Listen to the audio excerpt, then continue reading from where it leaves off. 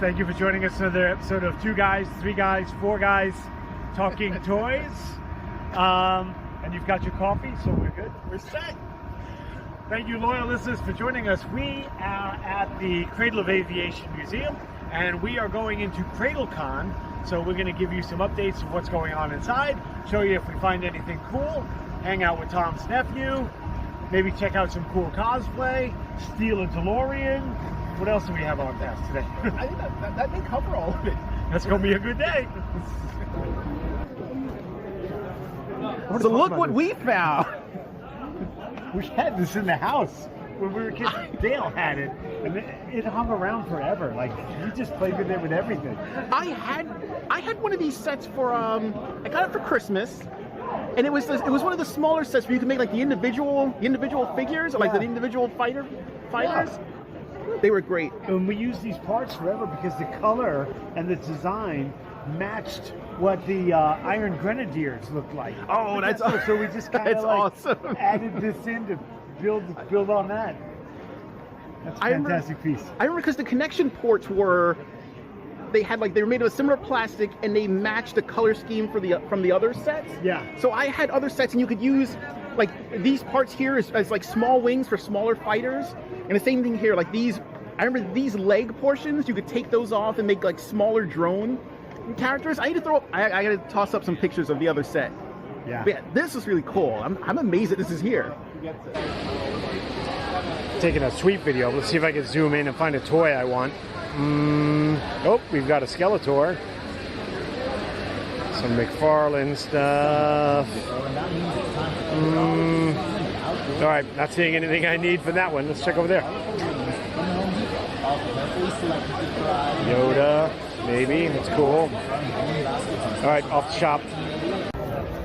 Which was the Death Star? The Death Stars, first ever playset. We talked about that on the our playset episode, but usually you can't find them with the trash compactor and everything still in there. Still got the foam? Got different foam in it. Right. The original foam was orange. Oh yeah. Yeah. Nice. You can never see with that. Awesome. That's fantastic. The cannon still not. Wow. Usually this piece is broken off. Oh yeah. That's in good shape.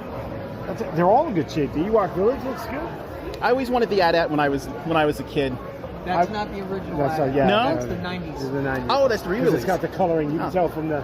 Shows what I know. Yeah. There's 3 ships out here that aren't from the time period. That one, which they never made before, and the slave one. Yeah. All the others are all original. I want the Ewok Village for my.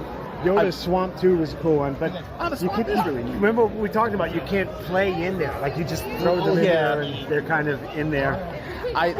This is the Ewok Village, right? Yeah, and then they remade it for the Kenner, like Robin Hood. Yeah. I want this for my battle beasts. Oh my lord! You put the wood beasts in here. Yeah, that would look good. This is And cool. It's complete. If you don't mind me asking, how long have you been drawing, and how long have you been cosplaying? Okay, you want to go first? Yeah, sure. I'm doing 1.5 years. Awesome. So what got you into it? What got you started? Oh, because I was doing Halloween cosplay, and I entered the Book of Cosplay Okay. contest in Brooklyn. Okay. In a book of store. Yes. And then I became celebrated. And I feel like, wow, I love that. I got pride. Okay, not only Halloween, I should do the cosplay for baby. And then I started.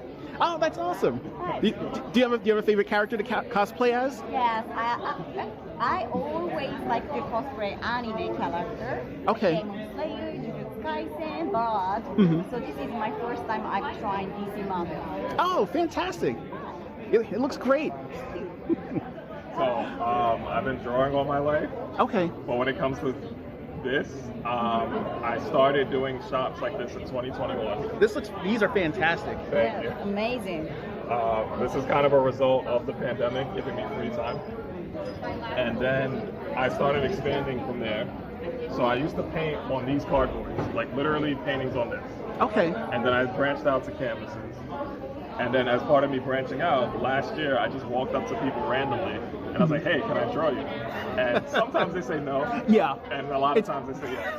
So this is like, Oh, that's great. yes, thank you. Congratulations. This is excellent work. Thank you. We have apparently stumbled upon the cosplay cafeteria. A really great Rey costume just walked by. This is awesome.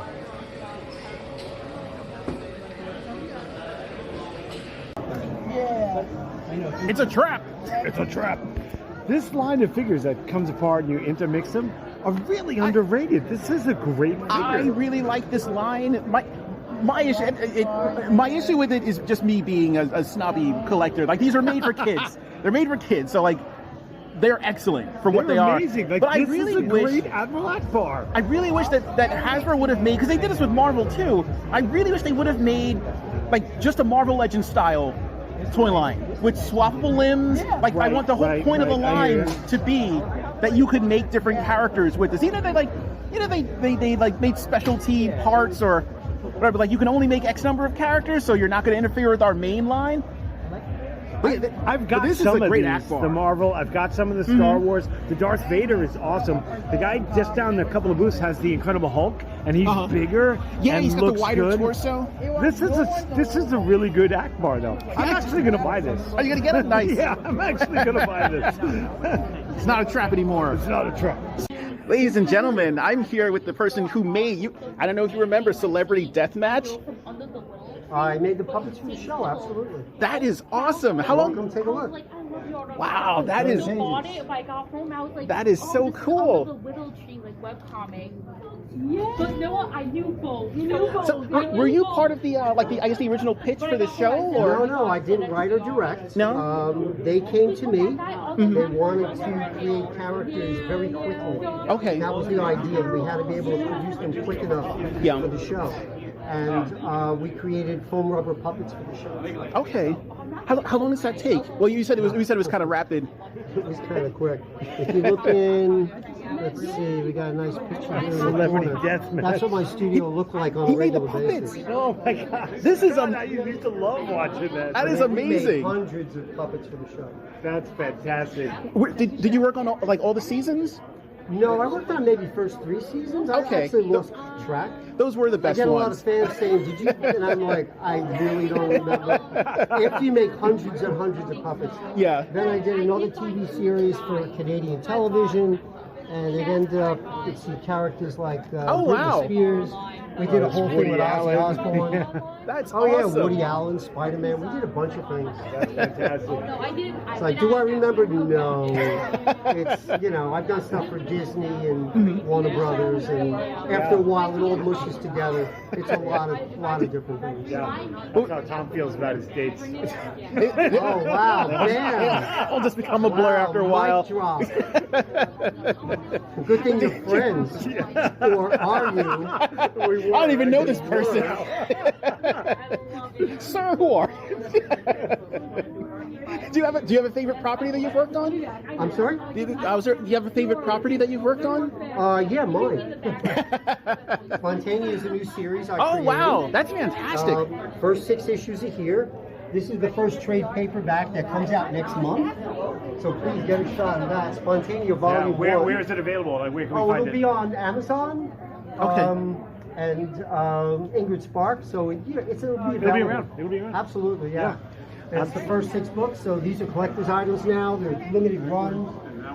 First issue is that one right there. And that's where we are. Oh, I love the hat. I know this is what you really want, Tom. It's not gonna work for me, brother. What are you gonna do, brother? Come on. He's so stressed. He does. He's so stressed out. He does look like he's jacked up. That's because he knows what he got recorded saying. I just love this look. It's fantastic. Oh, very cool. Yeah, it's sitting right on my office desk. Awesome. Yeah, we got the Prince this year.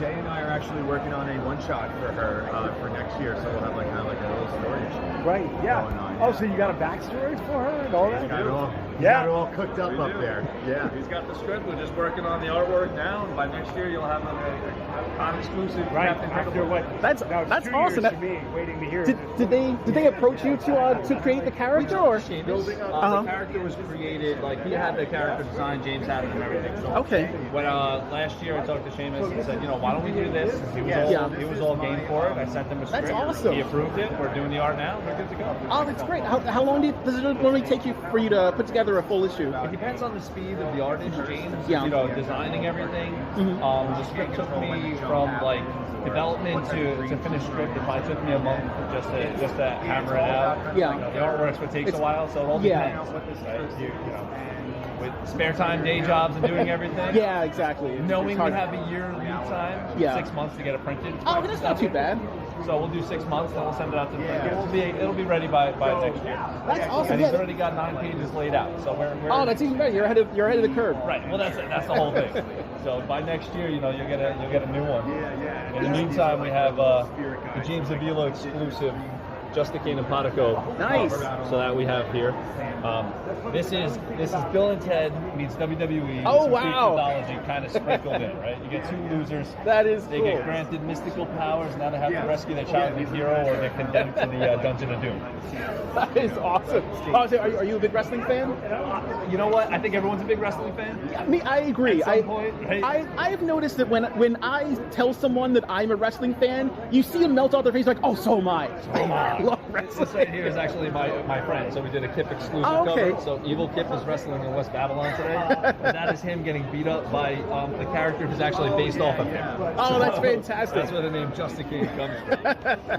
So yeah, that was a fun book. It's just pure lighthearted comedy and hoping to get people to laugh. That is some, awesome. like, you know, wrestling infused. Bill and Ted. That's awesome. Thank you so much. I appreciate you talking to us about this. I'll talk to you all day.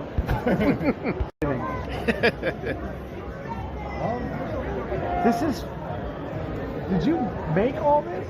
No, it's all Amazon. And for the lady. Because the detailing in the jacket is amazing.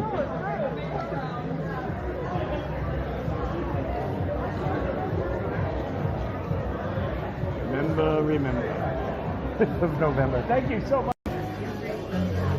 So I feel like this is the booth that wins. We're back. This is what I'm considering buying because it's amazing. As your personal enabler, I feel like you should get this. Our personal. See, this one's cool. This one is good. This one I had because he was on clearance in Toys R Us before they died. Right, which is a crying shame. But this is It's also more than really good. Netflix design. Yeah, which I like. Yeah. I like this one. But this is amazing. Classic look. Classic look. Got the cross on them still. And you said it's 200? 200. That's a great price. Which is it's pretty good. And he's still here. He's got to last another like 45 minutes. We'll see what happens in 45 minutes. All right, well, we'll be back. To be continued. Hello. Hello. We're here because we saw your amazing 3D printed Shenlong. How long have you been doing this? 3D printing or? Yes. A little bit of both. 3D printing. 2 years, maybe 3. Okay. But I've been sewing and I've been sculpting Okay. about almost a decade. Wow. What got you into it? Actually, what really got me into, well, part of what got me into sculpting was I went to a con that had Pokeball earrings, but I could not get them because I have a metal allergy. Oh, okay. So I was like, all right, fine. So I did my own, and all of my findings are hypoallergenic. Oh, okay. As a Oh, result. that's great. You know, it's kind of funny because there's probably so many people that are out there that have that allergy that just can't. Yep. Especially custom stuff like this. And I do also do custom cakes and and earrings. These are awesome. And then I really started to do more of them because in 2014 I lost my voice.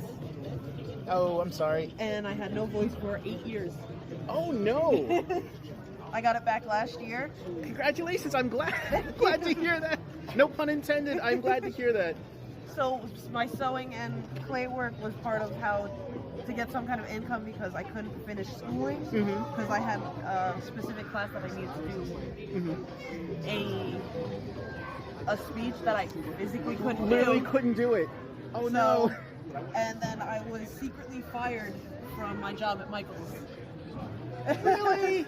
Because they didn't understand I can't be on the cashier because no one can hear me.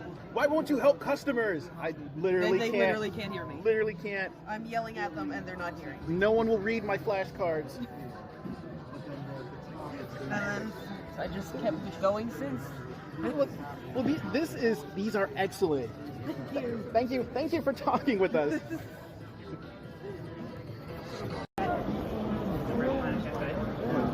Look what we found. Extreme. Worst thing to happen to G.I. Joe in the 90s. These figures are so terrible. And I remember being so thirsty for G.I. Joe figures at the time that I bought them only because I wanted Iron Claw. This figure is fantastic. And we want to see this in a classified. So whoever has that connection, make sure we get this. You forget all the rest of them. Get this one on the classifieds. Look, this is a great look. I don't remember G.I. Joe Extreme all that much, but I remember this guy. Yeah. And by this guy, I mean Iron Claw. Yeah, give us an extreme version. See, horrible, horrible, horrible, horrible, horrible, horrible. Awesome. This would look really cool in classifieds. I hope we get that. And it kind of had that Red Skull, neo-Nazi thing. Not that that's cool. But it's more punchable the than a Nazi. visage is cool, right? Yeah.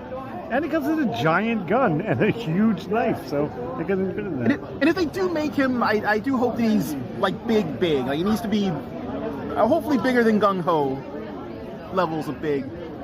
No one's as cool as Gung Ho though. So this figure, this Predator, I think might be the last figure that was made for the Kenner Predator line. Because there is one version of him that is the normal colors, and then I remember this version coming out later as a repaint. This is really good. He's got the disc. Oh, this is a good looking. He's awesome. Oh, he's not articulated in the legs. No, he's got none in the legs. I don't know if he's articulated in the waist, but I think it's just at the shoulders. Yeah. That's not a bad price. No, it's not bad. That's a great display piece. That's cool. So I'm sitting here at CradleCon, and I come across this for the second year. I'm speaking with Matt, who makes these cool dioramas. This X-Men one is fantastic. And these are just really well done, and he puts a lot of effort and talent in there. And he uses,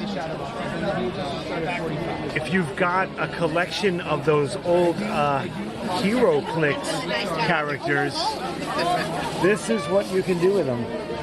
Matt, tell us a little bit about what you're doing in your Cyclops shirt.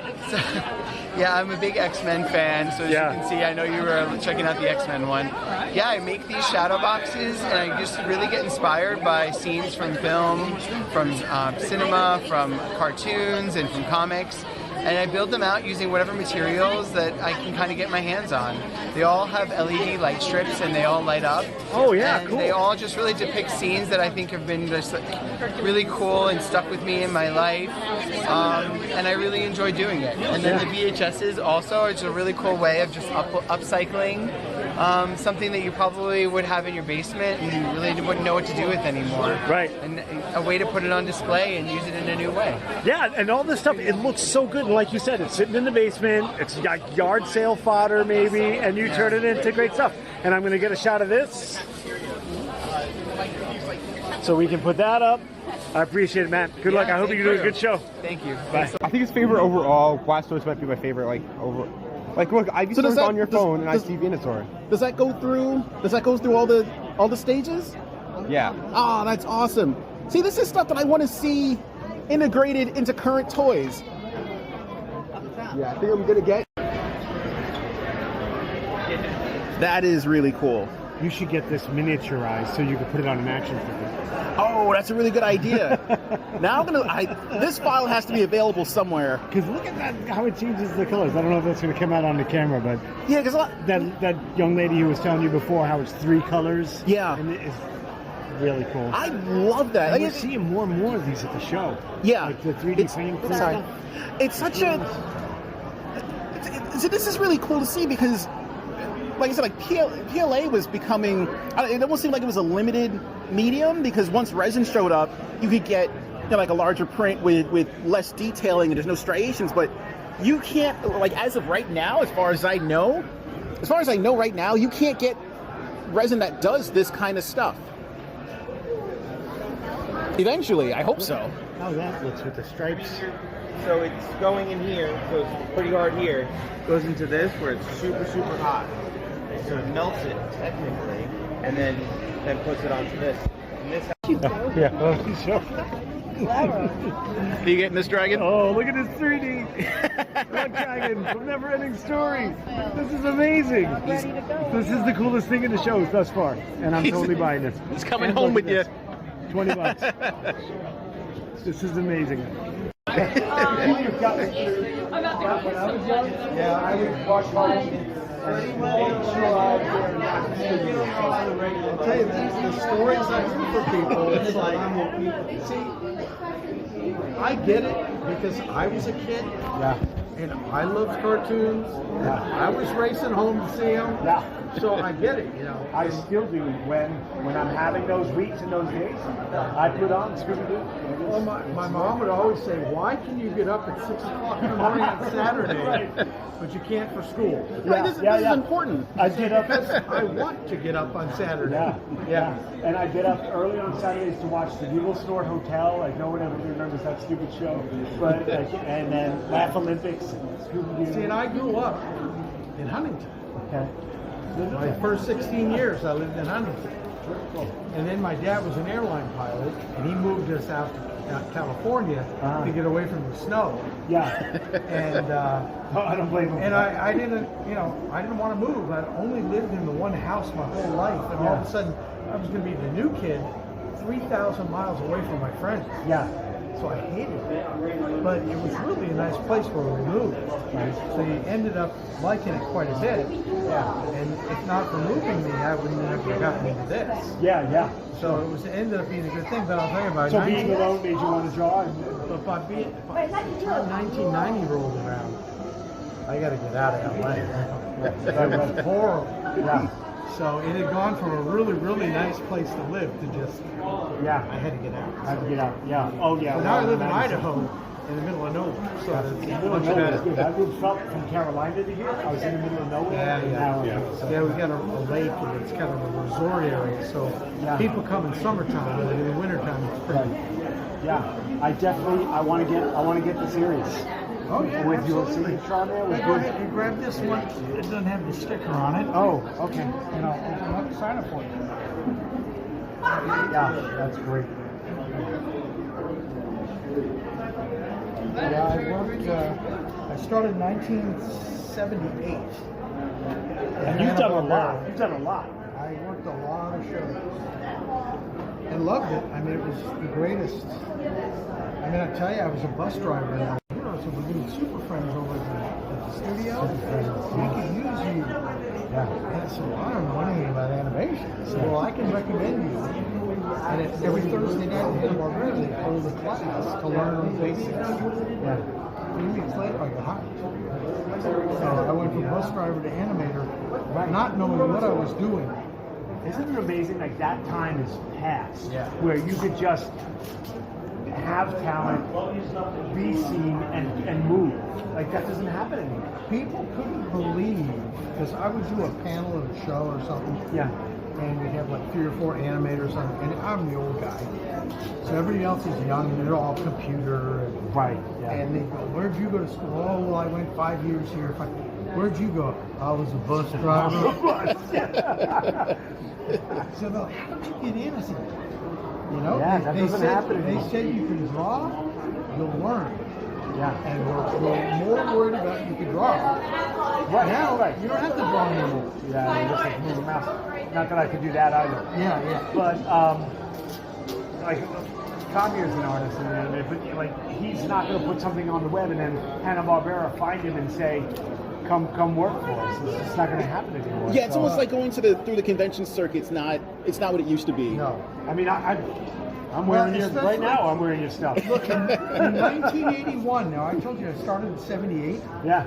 In 1981, Hanna-Barbera, Ruby Spears, Patty Freely closed their doors and sent the work overseas.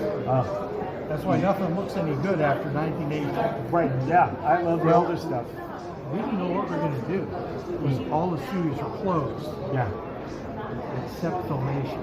Yeah. The guy who ran Filmation said we are not going to send them overseas. We're going to do all here, and we're going to work, and we're going to compete against the Japanese and Koreans instead. So that saved my life. Yeah. Because I would have had to go right back to bus driving. Well, we're glad you didn't. And as you can see by my shirt, I appreciate your work. My favorite show ever. I love this show. We talk about it all the time. We desperately want that to come back in some way, shape, or form. I'm sitting there working on, I think it was the Smurfs. At least that's my memory. Yeah. I'm doing the Smurfs. And I look over and there's a bridge between the two buildings. Here comes Jack Kirby. Oh, wow. God, it's Jack Kirby. Yeah. So I went outside and I introduced myself to him. Yeah, of course. And he gave me his phone number and his address. He said, come over to the house. Wow. Gosh, this is my hero. Right? Yeah. And I didn't realize he worked there, but he was one of the designers. You know, I should have guessed that. The villains with the spinning heads. Yeah, it looks right out of the fourth world. You're absolutely right. Yeah, so Jack Kirby was that. I had no idea. And so that was just awesome. To be able to meet him and then work with him. And then I had a little book that I would keep in my, because we didn't have phones, so I had a little teeny address book that I had in here. Oh, yeah, yeah. That I'd go in and go, Jack Kirby. I can show that out I got Jack Kirby right here, people. Now don't look at the phone number. I'm not gonna, Just know I can contact him I don't want to whenever. get in trouble. That's amazing. So, and then I mean, just as another story, I was working on Thunder, and I'm walking down the hallway. I still go demon dogs every time. Words of light. And I love the way he says wizard with such disdain. Yeah. Wizard. So we're walking down the hallway, and I'm talking to a friend of mine, and I just said one of the shows that I really loved when I was growing up as a kid was called Beanie and Cecil. Yeah. Nobody even knows what it is anymore. But it was created by the guy that created Bugs Bunny and was a director on a lot of those Warner Brothers shows. So this guy's name is Bob Clampett. So a guy pops his head out. He goes, "I was an animator on Beanie and Cecil." And I'm like, "Wow, that's really cool." So I talked to him a little bit. Went back to my desk. Did you go in your little book? Went back to my desk, and I can remember, sitting there drawing Thundar, and he reaches out. He goes, "Hey, Tom, come here a second." Okay, so I come walk into his office. He hands me the phone. Yeah. Hello? Hi, this is Bob Clampett. Wow. I didn't know what to say. I love you. And then I finally got to meet him in person later on. But yeah, he was really the creator of Bugs Bunny. Right, yeah. And all those great Warner Brothers cartoons. Yeah. It's so good. What a great... I'm so glad to speak with you. Thank you so much. To be able to have that as the kid in me, Right. like that's what I can understand. It's weird giving your autograph. I'm sure. But I understand because I want Jack Kirby. Yeah. And Jack Kirby's going, what do you want my autograph? Who am I, right? But that speaks to who you are as a person. Yeah. That speaks to who you are. And so it's really kind of cool. So I really can understand what you're feeling meeting somebody that worked in the business because it's really cool. Yeah, and all of, I mean, this is my childhood that you had a hand in, and Scooby-Doo specifically is very important. And thank you for your time. And childhood, boy, that's one word I hear all the time. It's important. Through my childhood. It's important. And I always go, well, this was my adulthood. Yeah. Thank you so much for your time. You're welcome. This is going on the shelf next to my Batman animated series that Kevin Conroy shot before he went to this. All right, loyal listeners, we're done at CradleCon. We had a good time. Did you have a good time? It's fun stuff. Did you have a good time? Did you buy anything? No, not this time. Not this time. Well, I got a Luck Dragon, 3D printed Luck Dragon School. I got Tom Cook's autograph on the... Very nice. What a swell guy. If you ever get a chance to talk to Tom Cook, loyal listeners, go talk to him. Dana got to talk. We'll have that up. Animator of He-Man, Thundar the Barbarian, Scooby-Doo, Black Star, a whole bunch of other stuff. So check him out. So we're signing off. We're going to go head home. What are you doing? Putting together this episode. I have to do laundry, so you'll probably have more fun than I am. What are you doing? Gaming, probably. Gaming. Gaming. Yeah, You're gonna have more fun than either of us. Have more fun. How about you do my laundry? Bye, everybody. Take care, everyone. See you next week.